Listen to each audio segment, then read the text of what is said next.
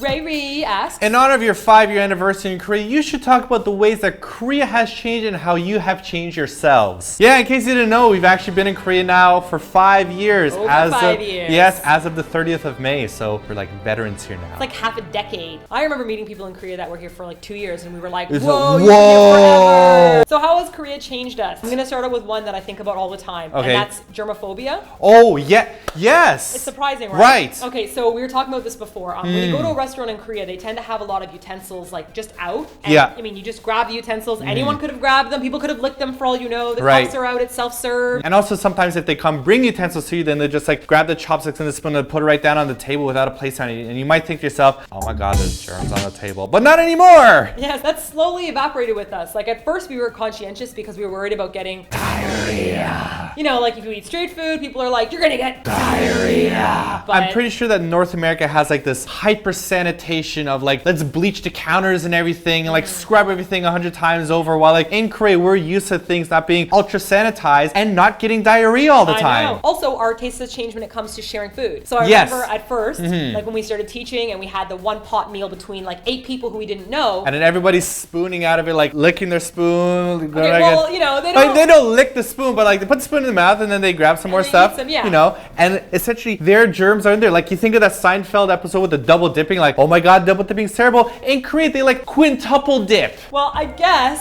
what I'm saying is, at first we were really conscientious of that and Yes. like worried that we're gonna get sick all the time. But now it's like we don't even think about it. In No. fact, we have to address the issue when we have people that just come to Korea that are sharing food with us, and they're kind of just looking, and we're like, oh, here's a bowl, and we like give them an extra bowl. Yeah, here's a bowl.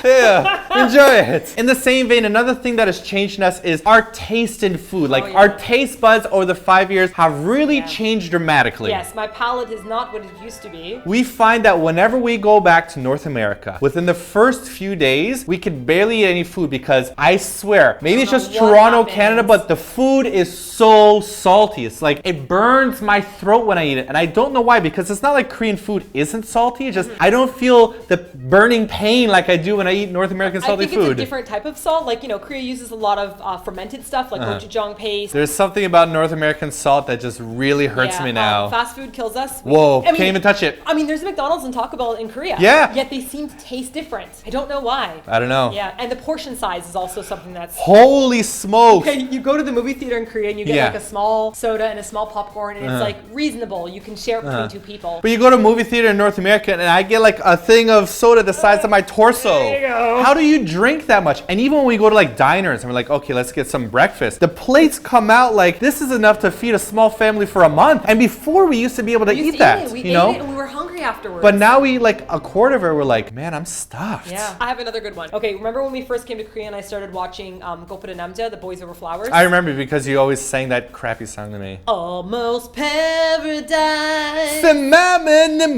My bitches. How it goes. Do you remember the Shiny song that I used to sing as well? Always gonna make you laugh. Always gonna make you smile. Always gonna miss the touch you. that's a Rick Never Roll gonna song. give you up. Never gonna laugh. When I first came to Korea, there were all these cutouts of Boys Before Flowers everywhere because it was really popular. And I remember thinking that there were 3 boys and a girl and another girl, because I didn't realize that Jihu Sunbae was actually a dude because he looked really feminine to me at the time. But over the past 5 years, my taste and understanding of what's masculine and what's not masculine has completely changed. Even for me, like the idea that like before when I was first in Korea, it's like, well, you don't look like a hairy Hugh Jackman Wolverine kind of guy, so that means that you're girly. But no, there are different ideas of masculinity here than there are what I'm used to back home. Yeah, and I think that it's kind of been hammered in our head in a certain way about what is masculine. Like, this is masculine, this is a male, this is a straight masculine male. It's also that like the idea of gayness is something that is not what it is in Korea. Like, for example, you'd see girls holding hands in Korea. And when we first came here, we thought like, oh my God, it's a lesbian Lesbians, couple. That's great. amazing. Like, I can't believe Korea's accepted of it. They're But just being friendly, you're that's just being all. affectionate. It's just like a sign of closeness with the person. And also, guys are very physically touchy touchy with each other. So like, especially when they're drinking, they're very like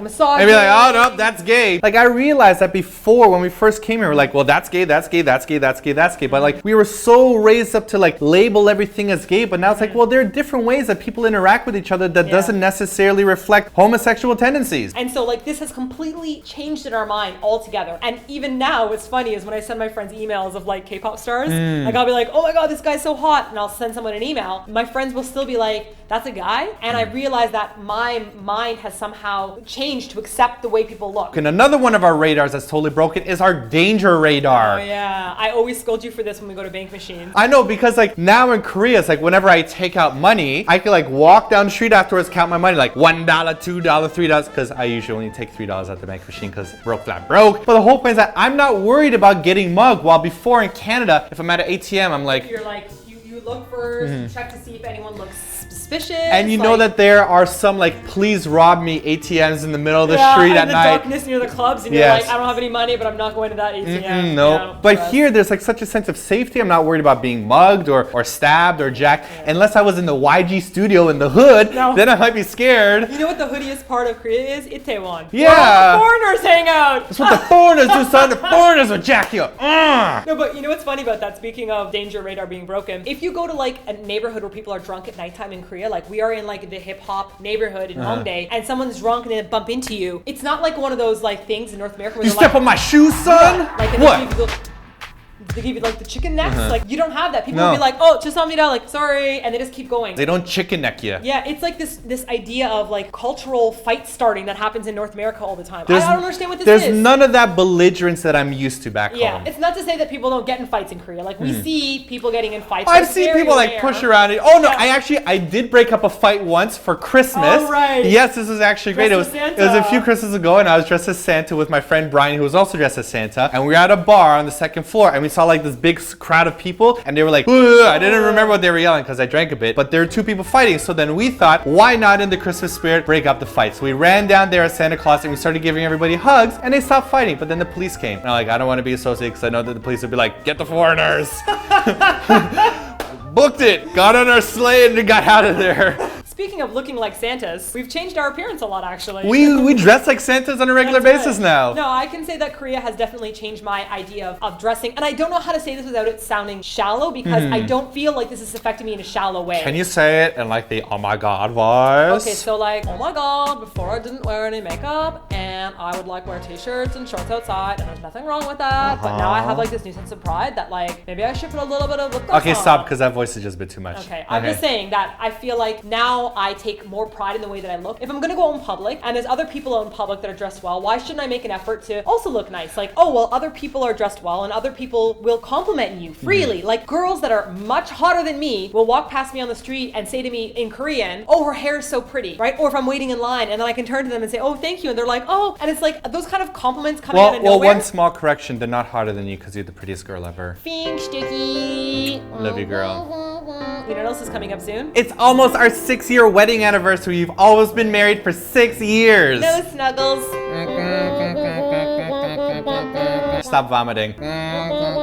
Actually, when we got married, we were so happy and in love with each other that we didn't care about how fat we were getting. And yes, we're like, doesn't matter, we're gonna be with each other for life. Why not get happy and fat and sluggy together? But now being in Korea, so we're trying to work out and diet and eat healthy and whatnot. Hey, I work out. Now there are a couple other things that have changed about us also, like our taste in music and our perception of music. Also our ideas about like life and living life have changed a lot. So if you want to hear more about that, head on over to our blog post, because that's something more like right-worthy. Right-worthy? That's a a word. Left-worthy? As in writing like a W. Oh, as in W writing. So that's it for this week's TLDR. If you have a question for next TLDR, leave your question in the comment section below. Or check out questions that are already asked, and if you thumb them up, they will come to our attention. And don't forget to subscribe for more TLDRs where we tell you about other things I've done as Santa Claus. Oh yeah, we've done a lot of stuff as Santa Claus. I have. I was Mrs. Claus that year. I had a little capelet. Do you remember?